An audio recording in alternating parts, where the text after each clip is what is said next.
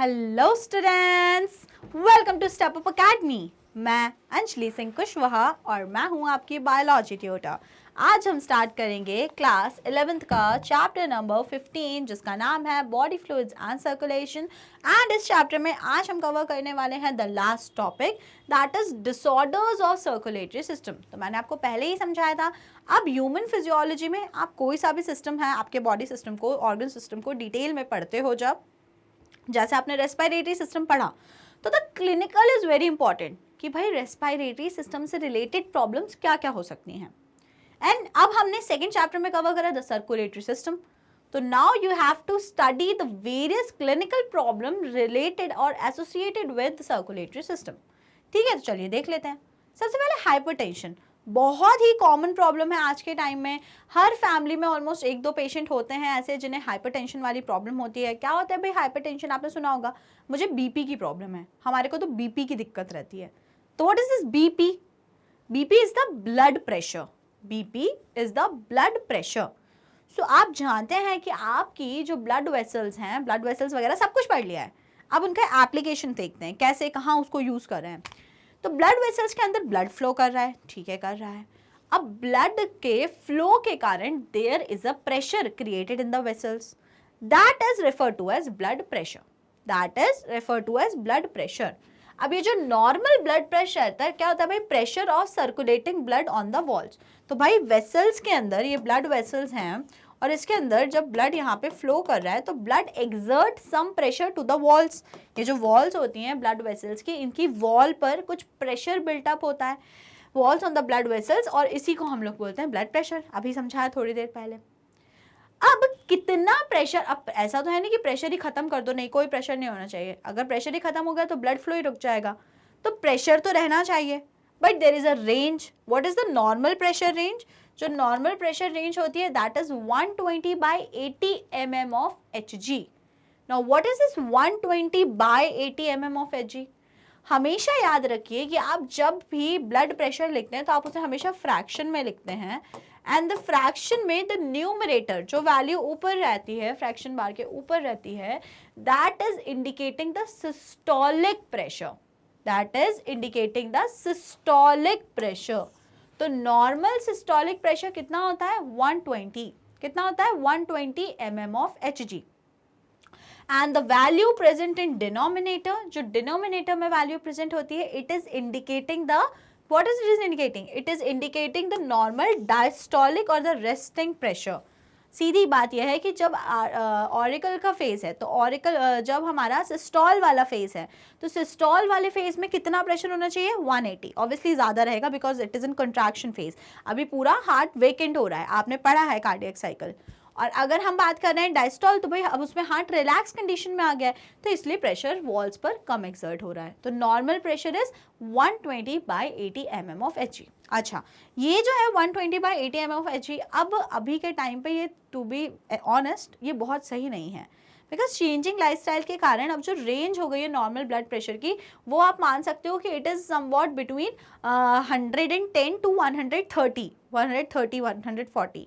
इतना भी हम 130 तक तो नॉर्मल मान ही सकते हैं। बट पहले जो बुक्स हैं उसमें एक स्टैंडर्ड लिया गया है 120 by 80 mm of Hg। But today's changing lifestyle और हमारी फूड हैबिट्स के कारण इतना नहीं हो पाता है exact. Now it includes systolic pressure and 120 mm of Hg and the diastolic resting pressure which is 80 mm of Hg। तो ठीक है, आपको समझ में आ गया नॉर्मल प्रेशर क्या होता है। Now what is hypertension? When the blood pressure is higher than normal BP। जो नॉर्मल ब्लड प्रेशर है हमारा 120 बाई 80 mm of Hg, उससे अगर ज़्यादा हो रहा है तो that will be referred to as hypertension। That will be referred to as hypertension। तो व्हाट इज हाइपरटेंशन? तो पहला डिजीज एसोसिएट, डिजीज नहीं है basically, it is a condition associated with the circulatory system, जिसमें क्या होता है? The blood pressure is not normal, it either exceed, और मतलब अगर हाइपरटेंशन की बात करें तो it exceed the normal value. Normal value 120 by 80 नहीं होगा, उससे ज्यादा होगा blood pressure. Condition is known as hypertension. Condition को क्या बोलते हो? Hypertension. If an individual repeatedly has the blood pressure of 140 by 90 or above, it shows hypertension। अब देखो 140/90 है तो सिस्टोलिक कितना हो गया 140, डायस्टोलिक कितना हो गया 90। अगर कंटिन्यूसली ये चल रहा है मतलब the person is suffering from hypertension. 130/80 something तक तो नॉर्मली आजकल ले लेते हैं। It leads to heart disease and affect vital organ, brain, kidney etcetera. अब आप बोलोगे मैम आप बोल रहे हो हाइपरटेंशन कोई डिजीज नहीं है। No, hypertension is not any disease, it is a symptom. It is a symptom indicating there is some damage occurring in your body. अगर आपके ब्लड प्रेशर को बढ़ना पड़ रहा है तो क्यों, अपने आप से तो ऐसे थोड़ा ना बढ़ रहा होगा। May be there is some blockage, may be there is some organ failure, कुछ ऑर्गन को ज्यादा सप्लाई लग रही है। तो अगर ब्लड प्रेशर इंक्रीज हो रहा है तो there might be some reason. So that is why hypertension को काफी, अगर किसी का ब्लड प्रेशर ज्यादा है तो उसको ऐसे ही नहीं कि हाँ ठीक है दवाई खा लो ठीक हो जाओ, उसको काफी सीरियसली ट्रीट किया जाता है। बिकॉज अगर ब्लड प्रेशर बढ़ रहा है तो उसके कॉज पे काम किया जाता है कि भाई क्यों बढ़ रहा है, क्या दिक्कत आ गई है।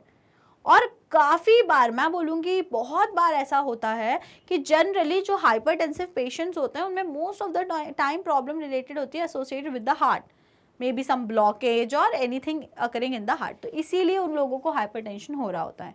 तो किसी को हाइपरटेंशन है तो उसको ऐसे आएगा ही नहीं, अरे चाय P low, coffee P low, पानी पी लो, बैठ जाओ, ये कर लो, वो कर लो, नमक खा लो। ठीक है, ये चीज़ें भी ठीक है, but the clinical proper treatment is very very necessary. Okay, चलो। So, पहली चीज हमने पढ़ी that is hypertension. Secondly we have coronary artery disease और द एथेरोस्क्लेरोसिस। तो what is coronary artery disease और द एथेरोस्क्लेरोसिस? सुनो, हमने पढ़ा था कोरोनरी ब्लड सर्कुलेटरी सिस्टम के बारे में थोड़ा सा कि हार्ट की जो मसल्स हैं उनको भी तो ब्लड चाहिए ना। हार्ट से ये वो वेसल निकली और जाके भैया उसने हमारे बॉडी टिश्यू को सप्लाई किया, ये निकली उसको सप्लाई किया, वो निकली उसको सप्लाई किया। लेकिन हार्ट का खुद का क्या बेचारा, हार्ट को खुद के लिए भी तो, जो खुद की मसल्स हैं उसके लिए भी तो ब्लड सप्लाई चाहिए ना। So there are coronary artery, coronary artery present होती है हमारे हार्ट को जो ब्लड सप्लाई करती है। तो coronary artery is the artery which supply blood to itself, to its own cell. अब ये जो कोरोनरी आर्टरी होती है, अगर इस कोरोनरी आर्टरी के अंदर कुछ भी डिपोजिशन हो जाए, तो अब आप सोचो एक पाइप है, पाइप के अंदर अगर मिट्टी जम गई या कुछ भी जम गया, काई जम गई, मिट्टी जम गई, तो क्या होगा? जो पाइप का लूमन है, जो पाइप है, ये अभी नॉर्मल पाइप था और अब इस पाइप के अंदर क्या हुआ, थोड़ी सी मिट्टी जम गई, तो क्या होगा बताओ? जो नॉर्मल लूमन थी, जो पहले इतनी बड़ी थी, अब वो कम हो गई, छोटी रह गई। तो फ्लो, जो प्रेशर है उसको बढ़ना पड़ेगा, जो फ्लो है वो भी कम हो जाएगा, तो मतलब there will be complications. Similar thing is occurring in the coronary artery disease or the atherosclerosis. What is happening? Here calcium, fat, cholesterol and fibrous tissue are deposited in coronary artery. जो coronary artery है उसके अंदर out of the given substances किसी भी substance का deposition हो जा रहा है। और जब किसी भी सब्सटेंस का डिपोजिशन हो जा रहा है तो क्या हो रहा है? It makes the lumen of the artery narrow, जो लूमन है, जो स्पेस है आर्टरी के अंदर, वो नैरो हो जा रही है and thereby it affects the blood supply. और अब जिस भी ऑर्गन को जितना अमाउंट ऑफ ब्लड सप्लाई होना चाहिए था, अब उतना नहीं हो रहा है। मतलब this atherosclerosis is affecting the blood supply to any major organ.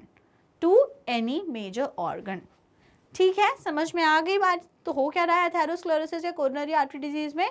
There is some deposition of either fat, cholesterol, fibres in coronary artery. तो कोरोनरी आर्टरी के अंदर डिपोजिशन हो रहा है जिससे लूमन कम हो रही है कोरोनरी आर्टरी के, and which is ultimately affecting the blood supply, जिससे अल्टीमेटली क्या अफेक्ट हो रहा है? Blood supply is affecting. Okay, thirdly we have angina. अच्छा, CADA या एथेरोस्क्लेरोसिस का एक डायग्राम देख लो आप। देखो, अब ये नॉर्मल ब्लड वेसल है और उसमें कुछ डिपॉजिट है, तो आप क्या देख पा रहे हो? लूमन पे अफेक्ट पड़ रहा है जिसके कारण ब्लड सप्लाई कम होती है। ठीक है, okay. Then we have angina, or the full name is angina pectoris. Now, what do you understand by angina pectoris? Angina is a condition where there is acute chest pain. जो chest region है उसमें बहुत ही slight pain होता है, और ये pen क्यों हो रहा है? Because of oxygen deficiency to the heart muscle. Coronary arteries हैं, उनमें कुछ भी ब्लॉकेज हुआ तो क्या हो रहा है भाई? हार्ट की मसल्स को जितना ब्लड मिलना चाहिए, जितना ऑक्सीजन, मेन दिक्कत ब्लड नहीं, मेन दिक्कत ऑक्सीजन है, जितना ऑक्सीजन मिलना चाहिए था उतना ऑक्सीजन नहीं मिल रहा है, जिसके कारण हार्ट की मसल्स में कुछ प्रॉब्लम हो रही है, हाइपोक्सिया वाली कंडीशन हो रही है, and due to which you will feel, या फिर जो भी पर्सन है the patient will feel a chest pain, a pain in the chest region. Okay, समझ आई कहानी? It occurs due to improper blood flow.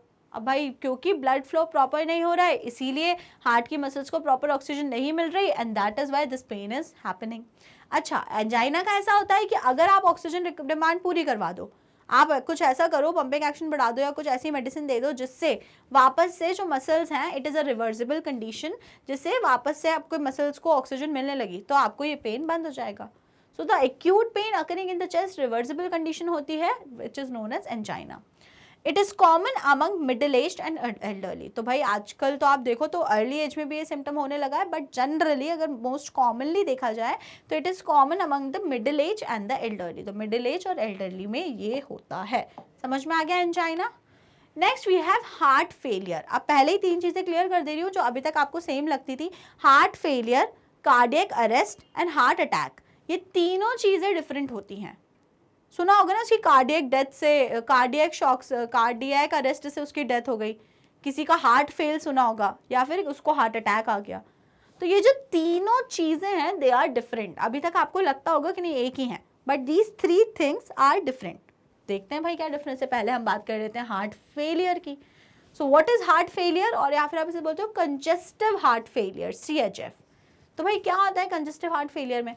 Congestive heart failure में सीधा सीधा ये हो रहा है कि it is the inability of the heart to pump blood enough to meet the needs of the body. Heart का काम क्या है बताओ, क्या काम है हार्ट का? Heart is the motor. भाई हार्ट बॉडी की वो मोटर है जो पूरी बॉडी में ब्लड को पंप कर रही है, और इसीलिए सारे टिश्यूज को ऑक्सीजन मिल रही है और सारे टिश्यू अच्छे से काम कर पा रहे हैं। ठीक है भैया, बढ़िया चल रहा है, सब कुछ बढ़िया चल रहा है। लेकिन कभी अगर हमारा हार्ट बॉडी के सारे टिश्यू को जितनी ऑक्सीजन सप्लाई करनी चाहिए उतनी ऑक्सीजन डिमांड्स कंप्लीट नहीं कर पा रहा, उतनी डिमांड्स वो पूरी नहीं कर पा रहा, तो क्या होगा? क्या होगा बताओ? तो देयर विल बी डेथ। मतलब टिश्यूज जो है, हमारी डेथ नहीं, टिश्यूज की धीरे धीरे डेथ होने लगेगी, टिश्यू इंजरी होने लगेगी। समझ में आ रही है? और अल्टीमेटली टिश्यू की डेथ हो जाएगी, सेल डेथ हो जाएगी। Okay, so this is the meaning of heart failure. तो हार्ट फेलियर वो कंडीशन होती है जिसमें हार्ट प्रॉपरली पंप नहीं कर पा रहा है blood to the whole of the body. Heart की इनकेपेबिलिटी है to complete the to pump the blood throughout the body. पूरी बॉडी में हर टिश्यू की रिक्वायरमेंट को पूरा नहीं कर पा रहा है, तो हार्ट फेलियर। और फेल आप कैसे होते हो भाई? पासिंग क्राइटेरिया 33 मार्क्स था, 100 आउट ऑफ 33 लाओगे जब पास हो गए, ये तुम्हारा पासिंग क्राइटेरिया था। वैसे ही हार्ट के लिए पासिंग क्राइटेरिया है कि ओ हार्ट, जब तुम 5 लीटर्स ऑफ ब्लड पंप करोगे पूरी बॉडी के सारे टिश्यूज तक, ऑक्सीजन पहुंचाओगे, ये तुम्हारे लिए पासिंग क्राइटेरिया है। अब तुम अगर 33 मार्क्स नहीं ला पाए तो तुम्हें क्या बोलूंगी मैं? तुम फेल हो गए। सिमिलरली अगर हार्ट इनफ ब्लड सप्लाई नहीं कर पा रहा है to the various organ, so that is heart failure. Okay, congestion of the lungs is the main symptoms. अगर कभी लंग्स में कंजेशन हो जाता है, if there is any lung injury और एनीथिंग, जो सबसे पहले रीजन आपको देखने को मिलता है हार्ट फेलियर का, वो यही होता है the congestion of the lungs. अब ये तो पता ना लोकेशन सबकी, कि आपको पता है ना the heart is situated between the 2 lungs. तो अगर लंग्स में कोई कंजेशन हुआ तो ऑब्वियसली बात है वो हार्ट को भी अफेक्ट करेगा, and heart will be unable to complete the और to meet the requirement of the body. Okay, so this is everything about heart failure. Next, we have cardiac arrest. Now, what do you understand by cardiac arrest? Cardiac arrest का सीधा मतलब है the heart stops beating. Heart में अब कुछ धड़कने ही नहीं है। और बताओ क्यों नहीं है? क्या इफेक्ट हो गया होगा हार्ट की? कार्डियक अरेस्ट आया है, द SA नोड अफेक्ट हुई है। SA नोड, अगर हार्ट ने पंपिंग एक्शन ही बंद कर दिया, अब हार्ट ने बिल्कुल पंप करना ही बंद कर दिया है, तो इसका सीधा सीधा ये मतलब है जो नोडल मस्कुलेचर था, the SA node, the AV node, इन सब में कुछ प्रॉब्लम आई है। ये इम्पल्स ही नहीं जनरेट कर रहे, इसीलिए हार्ट बीट ही नहीं हो रहा है। अगर SA नोड इम्पल्स जनरेट कर दे, हार्ट बीट हो जाएगा, सब कुछ ठीक हो जाएगा। तो कार्डियक अरेस्ट क्या कंडीशन है? कार्डियक अरेस्ट एक ऐसी कंडीशन है जिसमें SA नोड ने ही फंक्शनिंग बंद कर दी है। अब SA नोड काम ही नहीं कर रही है, तो पूरी जो electrical activity of the heart है वही पूरी खत्म हो गई है। और अगर electrical activity of the heart खत्म हुई तो हम खत्म हो जाएंगे। ओके आई बात समझ में? तो क्या होता है cardiac arrest? Here the heart stops it beating, मतलब सीधे सीधे the SA node is affected, the SA node is affected. तो हमने हार्ट फेलियर देख लिया, हमने कार्डियक अरेस्ट देख लिया, and lastly the heart attack. तो अब हार्ट अटैक क्या होता है? It is the sudden damage of the heart muscle due to inadequate blood supply. Again भाई क्या हो रहा है? आपने पढ़ा कि कुछ भी अथेरोस्क्लेरोसिस हो गया या कोरोनरी आर्टरी डिजीज हो गए, मतलब हार्ट की मसल्स को जो आर्टरी सप्लाई करती थी blood, that is the coronary artery, उसमें कुछ ब्लॉकेज आ गए। अब क्या होगा? अब होगा ये कि जो हमारा हार्ट है उसकी मसल्स को इतना ब्लड मिल ही नहीं पा रहा है भाई, जितना मिलना चाहिए। उसको जितना ब्लड चाहिए था मसल्स को सर्वाइव करने के लिए, वो मसल्स को, हार्ट मसल्स को उतना ऑक्सीजन मिल ही नहीं रहा है। तो क्या होगा बताओ? अल्टीमेटली क्या होगा? हार्ट मसल्स की सडनली डेथ हो जाएगी। और अगर हार्ट के मसल्स की सडनली डेथ हुई तो obviously the heart will not be able to perform its function. Okay, तो हार्ट अटैक में क्या होता है? हार्ट अटैक में ये होता है कि it is the sudden damage to the heart muscle. Hearts की मसल्स ही सडनली डैमेज हो गई। क्यों डैमेज हो रही हैं? Due to inadequate blood supply. अच्छा, हार्ट अटैक किसका मेजर कॉम्प्लिकेशन बन सकता है? किसका बताओ जल्दी? Very good, the coronary artery disease और द एथेरोस्क्लेरोसिस। एथेरोस्क्लेरोसिस में हो क्या रहा है भाई? एथेरोस्क्लेरोसिस में पूरा डिपोजिशन हो जा रहा है कोरोनरी आर्टरी में, जिसके कारण ब्लड सप्लाई अफेक्ट हो रही है। और अगर ब्लड सप्लाई अफेक्ट हो रही है तो क्या होगा? हो सकता है कि हार्ट के मसल्स की अचानक से डेथ हो जाए, और अगर हार्ट मसल्स की अचानक से डेथ हो जाए तो person will have heart attack. Person will have heart attack. समझ आई? 3 बातें सिखाई, 3 बातें। पहला हमने क्या देखा? चलो रिवाइज करते हैं जल्दी से। पहला हमने देखा हार्ट फेलियर। तो हार्ट फेलियर क्या होता है कि जितना पंप करना चाहिए था, जितना हमारे हार्ट को ब्लड पंप करना चाहिए था, जिससे हमारी बॉडी के सारे टिश्यूज की नीड पूरी हो जाए, हार्ट उतना काम नहीं कर पा रहा है। दिस इज हार्ट फेलियर, ये हार्ट का फेलियर है। Then what is cardiac arrest? Arrest ही हो गया, अब तो भाई ऐसे नोट ने हाथ खड़े कर दिए, मैं अरेस्ट हो चुका हूँ, मैं काम ही नहीं करूंगा। सो हार्ट में बीटिंग ही रुक जाएगी, the heart will stop beating.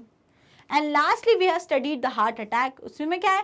Heart attack एक ऐसी कंडीशन है जिसमें हार्ट की मसल्स को ही ब्लड नहीं मिला, हार्ट की मसल्स को ही ब्लड नहीं मिला। तो अब जब मसल्स को ब्लड नहीं मिला तो उससे अचानक से sudden death of the cardiac muscles occur, जिसके कारण होता है हार्ट अटैक। ओके, आ गया समझ? So here we are done with this particular topic, the disorders of circulatory system, and also we are done with this chapter. तो अब अगर आपको कोई भी डाउट है इस पूरे चैप्टर में और स्पेसिफिक टॉपिक में, तो आप अपने डाउट्स को बिल्कुल मुझसे पूछ सकते हैं। और अगर आपको सब कुछ समझ में आ गया है, क्योंकि आप बहुत महान हैं, तो भाई फिर आप इतना एक और महानता का काम करिए, वीडियो को जल्दी से कर दीजिए लाइक और स्टेप अप अकेडमी को कर लीजिए सब्सक्राइब। और अगर डाउट्स नहीं पूछने तो भाई तारीफ ही कर दिया करो, अच्छा लगता है, हमें भी मोटिवेशन मिलता है। ठीक है, हम भी अच्छा करते रहेंगे। ओके, तब तक के लिए टाटा, बाय बाय।